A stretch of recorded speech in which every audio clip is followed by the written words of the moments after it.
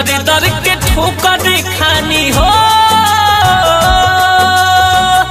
दर दर के ठोकर खानी, दर दर के ठोकर खानी, दर दर के ठोकर खानी, मार लुगा बताना। आजो आजो पगली रे, आजो न पगली रे, पागल कहे जमाना। आजो आजो पगली रे, पागल कहे जमाना।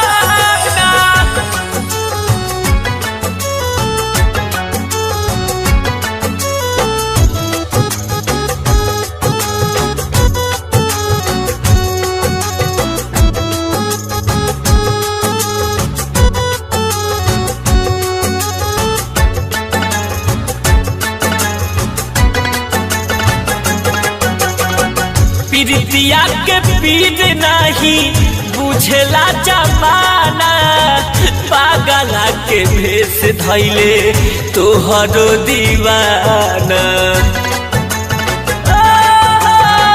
प्रीतिया के पीर नहीं बुझला जमाना, पागला के भेष धैले तोहरो दीवाना। केहू नहीं अपन बुझे हो, केहू नहीं अपन बुझे, केहू नहीं अपन बुझे, केहू नहीं अपन बुझे, बुझेला बेगाना।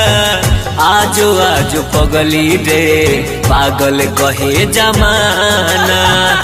आजो आजो पगली रे, पागल कहे जमाना।